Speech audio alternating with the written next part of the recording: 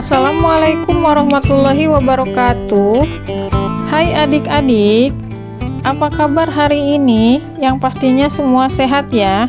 Hari ini kita akan belajar IPS tema 2, keberagaman lingkungan sekitar, subtema pembiasaan diri untuk melestarikan lingkungan. Pembiasaan diri untuk melestarikan lingkungan. Pelestarian lingkungan hidup merupakan upaya menjaga agar kondisi lingkungan hidup tetap terjaga dengan meningkatkan daya dukungnya. Upaya ini dimaksudkan untuk menjamin bahwa sumber daya alam yang ada dapat mendukung kehidupan secara berkesinambungan. Berikut merupakan beberapa contoh aktivitas pelestarian lingkungan hidup berupa pelestarian sumber daya udara, air, dan tanah. Pembiasaan melestarikan sumber daya udara. Usaha pelestarian sumber daya udara akibat aktivitas pabrik dapat dilakukan dengan pemasangan alat penyaring udara. Sedangkan pelestarian sumber daya udara karena asap dari kendaraan bermotor dapat dilakukan dengan mengurangi penggunaan kendaraan bermotor untuk jarak dekat dengan menggunakan sepeda. Penanaman pohon juga merupakan usaha pelestarian sumber daya udara karena pohon dapat memproduksi oksigen O2 sehingga udara menjadi lebih bersih. Selanjutnya yang kedua, pembiasaan melestarikan sumber daya air. Air merupakan sumber kehidupan. Pelestarian sumber daya air dapat diusahakan melalui memelihara dan melindungi sumber air. Upaya untuk menjaga ketersediaan air dapat dilakukan dengan pengaturan siklus hidrologi seperti menyimpan air hujan di dalam profil tanah melalui sumur resapan. Kegiatan lain yang dapat dilakukan yaitu melaksanakan program kali bersih, merawat dan membersihkan pintu-pintu air, dan penindakan bagi pelanggar aturan yang dengan sengaja membuang limbah ke sungai juga harus ditegakkan. Yang ketiga, pembiasaan melestarikan sumber daya tanah. Pelestarian sumber daya tanah dapat dilakukan dengan melindungi, memperbaiki tanah agar kembali produktif, dan meningkatkan produktivitas tanah. Pemanfaatan pupuk organik lebih aman dan tidak mencemari tanah dibandingkan penggunaan pupuk kimia. Selain itu, upaya pelestarian sumber daya tanah dapat dilakukan dengan bioremediasi. Bioremediasi merupakan proses pembersihan pencemaran tanah dengan menggunakan mikroorganisme, jamur, bakteri.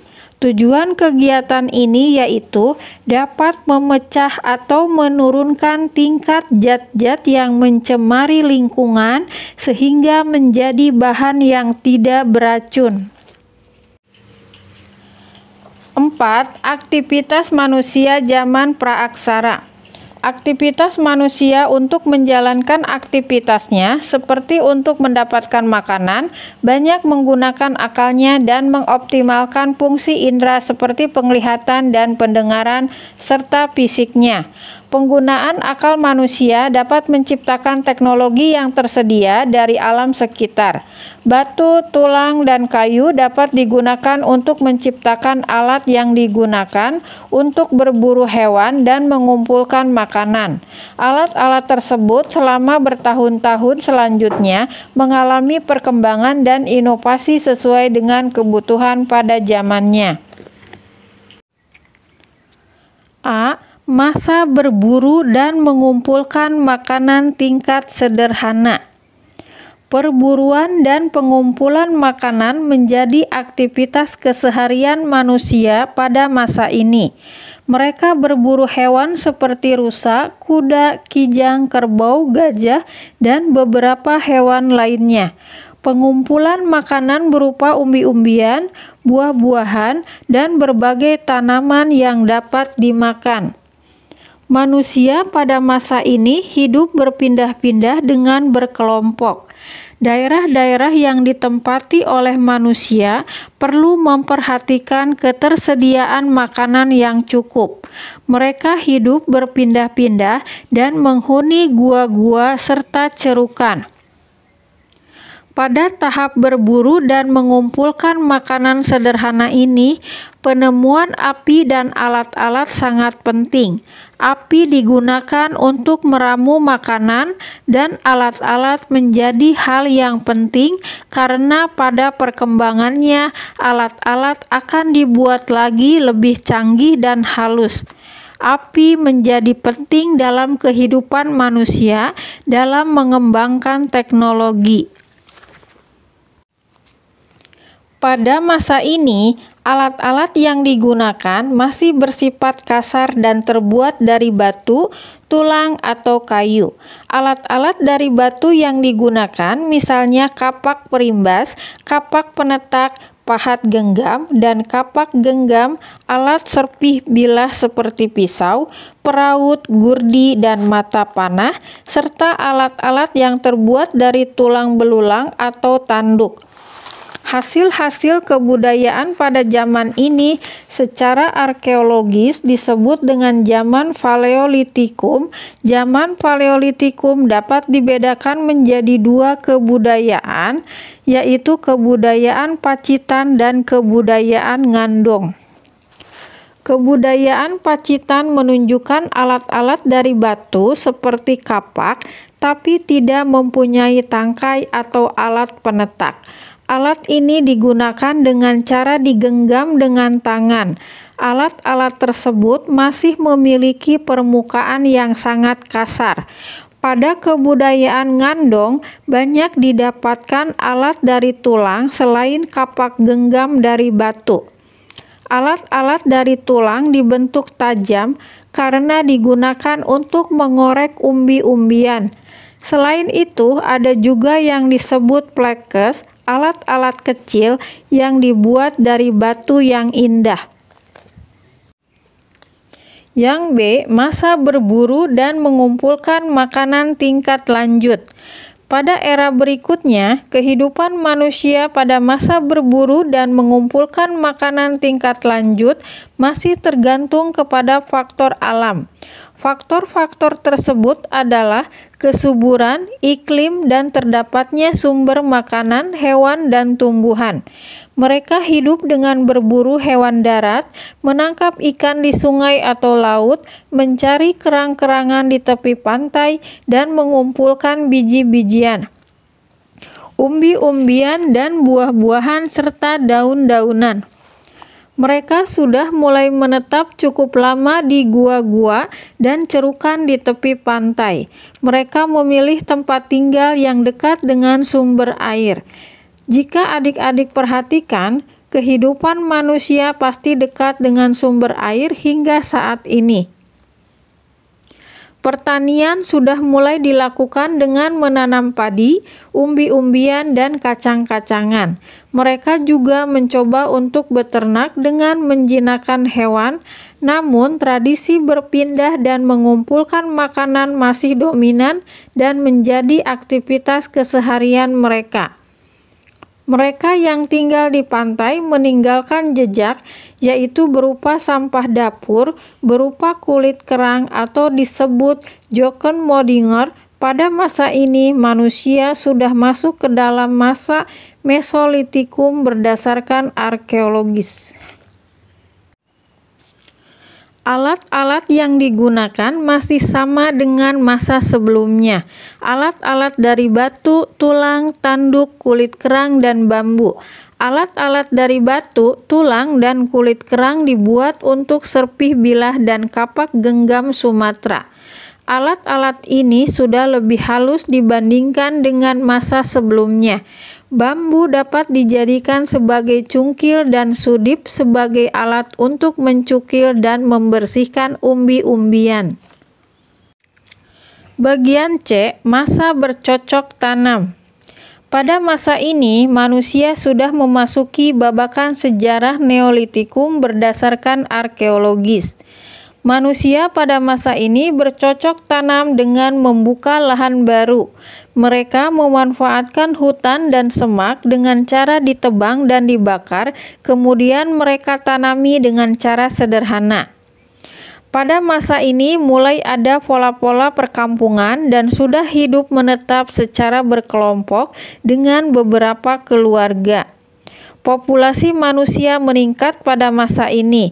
Mereka mulai mengatur hidup dengan kegiatan-kegiatan dalam kehidupan perkampungan untuk memenuhi kebutuhan hidup sehari-hari dengan pembagian hasil secara adil. Masa bercocok tanam mendorong penggunaan teknologi yang lebih maju dari masa sebelumnya. Alat-alat yang digunakan sudah diasah. Alat-alat yang digunakan seperti beliung persegi, kapak lonjong, kapak batu, mata panah, dan mata tombak. Alat-alat obsidian atau batu kecubung berkembang. Gerabah juga mulai digunakan dengan teknik pembuatan yang sederhana. Perhiasan-perhiasan juga sudah diciptakan seperti gelang dari batu dan kulit kerang. Manusia pada zaman ini meninggalkan benda-benda seperti menhir, dolmen, sarkofagus, kubur berundak, peti kubur batu, palung, lesung batu, dan patung-patung batu. Yang D. Masa Perundagian. Masa Perundagian diperkirakan oleh ahli sejarah adalah masa akhir dari masa prasejarah atau praaksara. Perundagian berasal dari kata dasar undagi. Dalam bahasa Bali, kata undagi berarti seseorang atau kelompok orang atau golongan masyarakat yang mempunyai keterampilan dan atau kepandaian suatu jenis usaha tertentu dalam membuat gerabah, perhiasan dari kayu, sampan, batu. Berdasarkan ilmu arkeologi, manusia telah memasuki zaman logam pada masa Perundagian. Manusia pada zaman ini sudah tidak lagi berpindah. Mereka lebih nyaman untuk menetap secara berkelompok dengan membangun perkampungan dan desa. Kemampuan manusia dalam menghasilkan teknologi jauh lebih tinggi dibandingkan masa sebelumnya. Manusia sudah mengenal teknik dalam mengecor logam. Mereka melebur biji logam untuk dibuat benda-benda keperluan untuk aktivitas sehari-hari.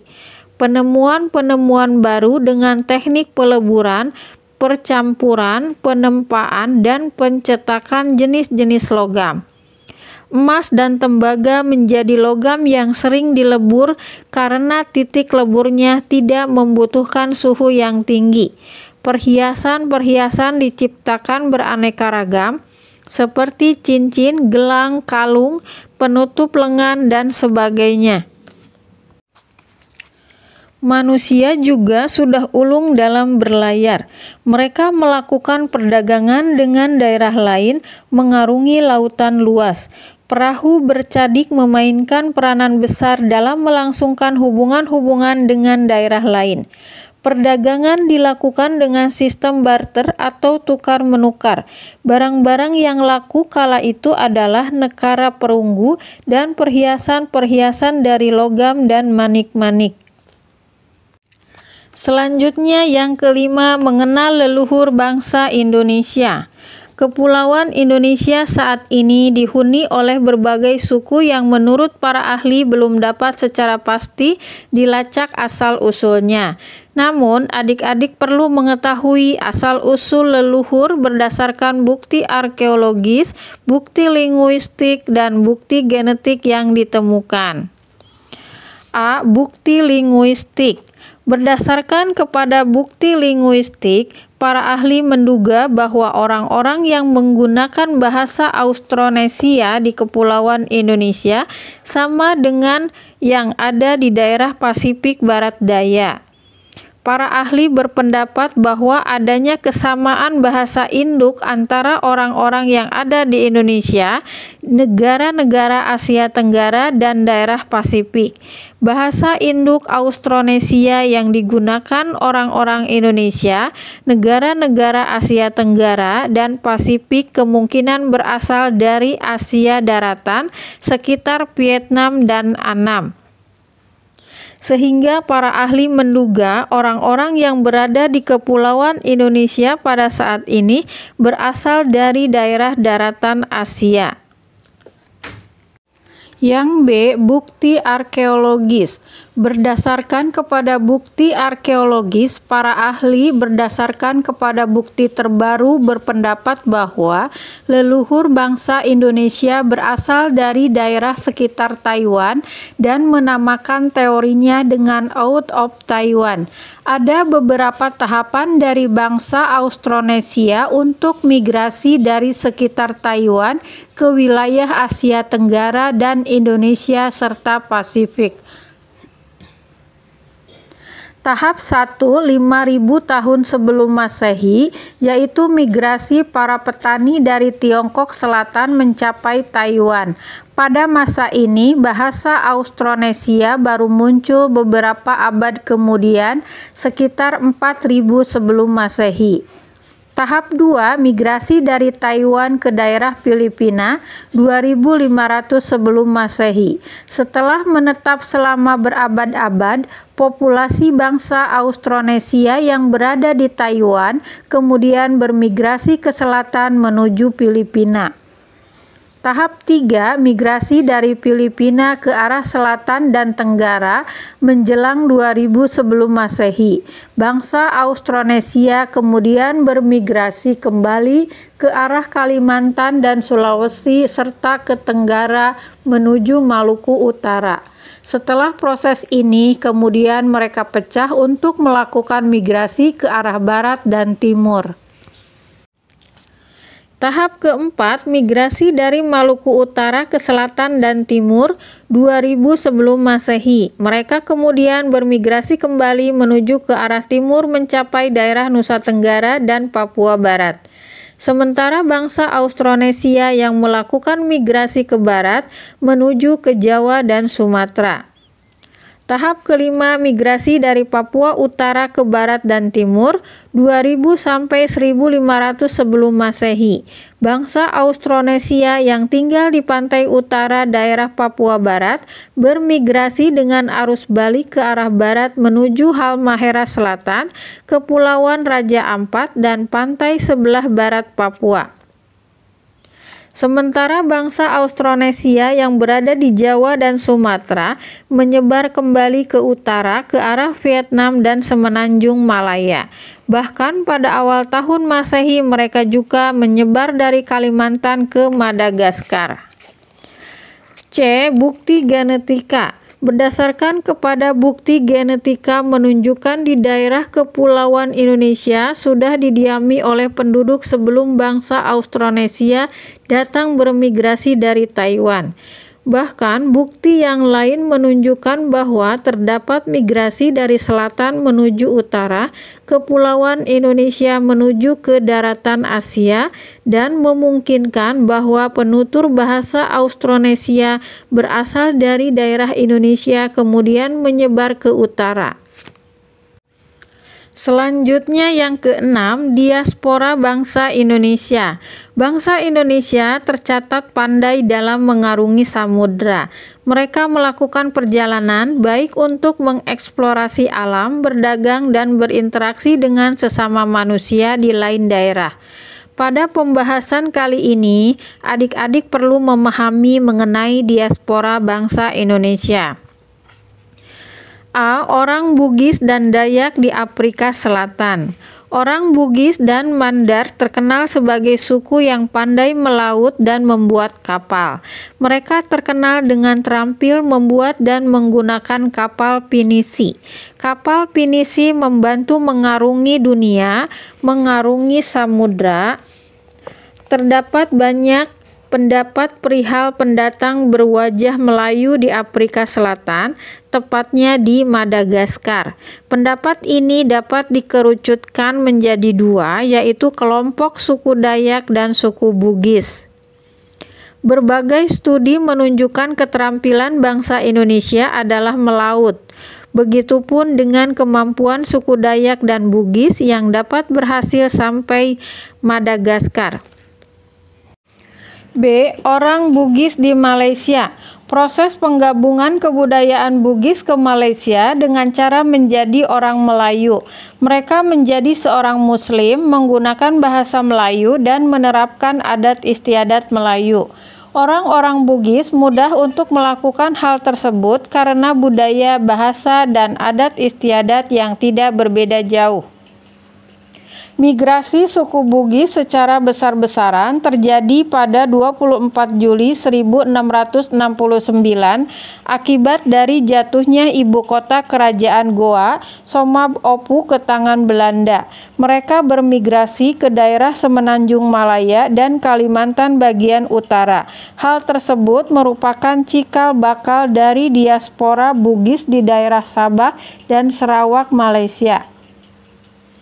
Pemerintah Belanda pada tahun 1882 sampai 1885 mendatangkan suku Bugis ke Tawau dengan tujuan membangun daerah Tawau dan membuka perkebunan kelapa. Yang C. Orang Makassar di Australia. Suku-suku pelaut di Nusantara memanfaatkan angin muson barat laut untuk berlayar ke Australia. Suku Bugis secara teratur berlayar ke Australia dan kerap singgah di Australia bagian utara sejak 1650. Mereka menyebut daerah Arnhem di Australia Utara dengan Marege dan wilayah barat laut Australia dengan sebutan Kayu Jawa. Suku Bugis pergi ke Australia Utara untuk mencari teripang. Teripang tersebut kemudian diasapi dan diekspor ke Tiongkok. Pada perkembangannya, suku Bajau dan nelayan dari Buton juga datang untuk mencari teripang. Sekian dulu ya adik-adik. Wassalamualaikum warahmatullahi wabarakatuh.